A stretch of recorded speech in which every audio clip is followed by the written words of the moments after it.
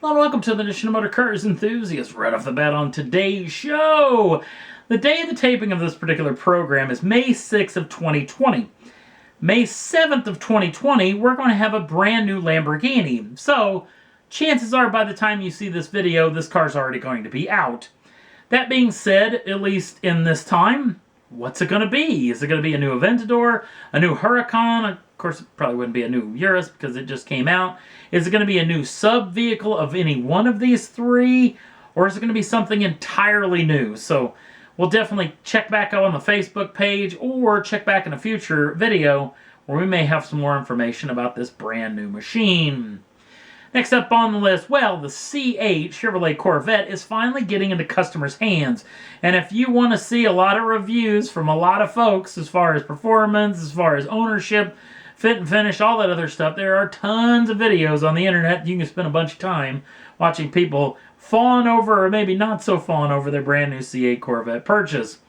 But let's talk about the performance variants because the folks over at Hagerty, the insurance company, I guess got a hold of a leaked document showing off the performance, vehicles coming into the future, including some returns of some runs from the past and an all-new top-of-the-tree version, along with the timeline, which is also a little bit insuspect, at least as far as this coronavirus thing is concerned, which may end up having an impact on this situation.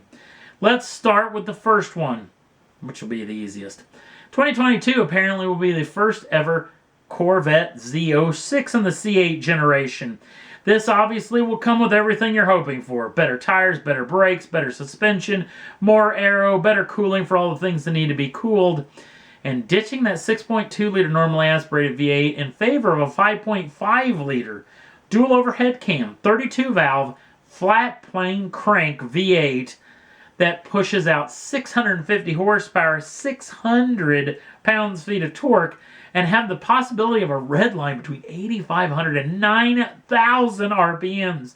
It's going to be an absolute track day weapon, which can be a pretty neat piece of kit. Now let's move on to 2023, which will make the return of the Grand Sport. The Grand Sport will retain the 6.2 liter normally aspirated V8, but this will get some electrification help, a little hybridization. This is possibly a look into what a Corvette's future could be for next generations, maybe the C9, maybe even the refresh version of the C8 could get heading into the future. This one's still getting a great bump up in power to 600 horsepower and 500 pounds-feet of torque. After that, in 2024, will be the ZR1, the return of the ZR1. First time since the C6 generation of the car, where it was the top of the tree, which now it will be no longer. This one, too, will get the 5.5 liter flat plane crank, normally aspirated V8, but the normally aspirated will be leaving for forced induction with a pair of turbochargers. Power jumps up to 850 horsepower, 825 pounds-feet of torque. Again, getting all the stuff the Z06 Grand Sport gets with all the aero goodies and whatnot. The top of the tree version is going to be a world beater, even though this might be 5 years in advance, and there's going to be a lot of hypercars that'll be able to kick its rear end. In the supercar world, this is still going to be wildly impressive. It's going to be known as the Zora. It's been long rumored that Arkus-Duntov's name was going to go on the top of the tree Corvette, at least ever since the mid-engine thing's been talked about, which has been since, what, the 80s. So this vehicle will finally get a Arkus-Duntov edition, just known as the Zora. It, too, will get the twin turbocharged flat plane crank 5.5 liter V8, but will get more electrification help, not only in the hybridization of the rear end, but also hybridization up front with 2 electric motors up front, giving the thing torque vectoring, all-wheel drive, and 1,000 horsepower, 975 pounds-feet of torque.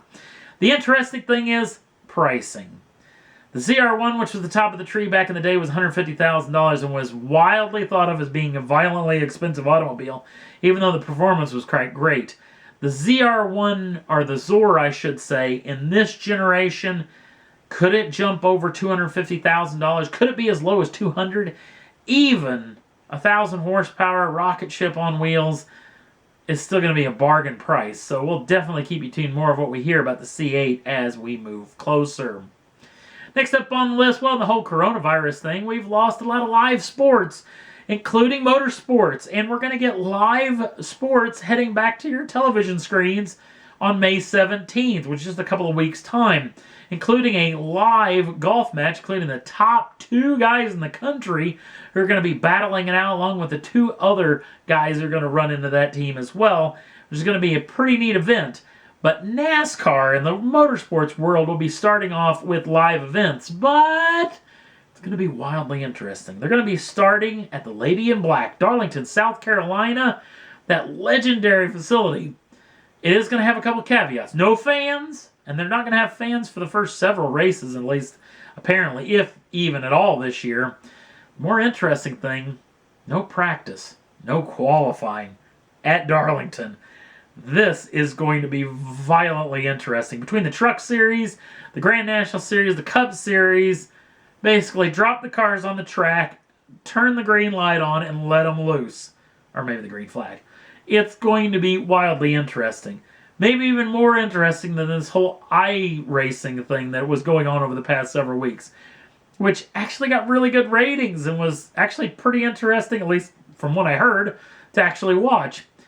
Even though it had a lot of real-world implication. We had one driver who rage quit and lost his sponsorship because of it. We had another driver who used a racial slur, lost his job over it, and the team lost the sponsorship over it. So real-world implications inside of a video game was pretty entertaining. But finally, live motorsports coming back to your TV screens very soon. It's going to be real interesting moving forward because who's paying the promoter bills? Who's paying the track owner bills? Because those folks rely on that ticket money coming in. So that's going to be interesting. And I think that leads into our next story, which is the decision the NHRA, the straight line guys, have actually made, because they were going to start in earnest in the month of June and July, heading through the end of the year in a 17-race schedule, finishing out their season that they already started. But in a memo that was released just a couple of days ago, they've now postponed all of June's races and July's races. So if you had to plan on seeing the professional stars, the NHRA, racing in earnest in places like Gainesville, Florida, Houston, Texas, Bristol, Tennessee, Norwalk, Ohio, Joliet, Illinois. This bald fat guy was going to Joliet, Illinois. Maybe not now, or maybe it's going to happen later this year. Denver, Colorado, Sonoma, California, the first part of the Western Swing, or at least the first 2/3 of the Western Swing. This is going to get interesting. This is basically because NHRA said they're not racing if there isn't fans there, because I'm assuming they're not going to want to fit the bill to the track promoter, to the track owners for these particular events.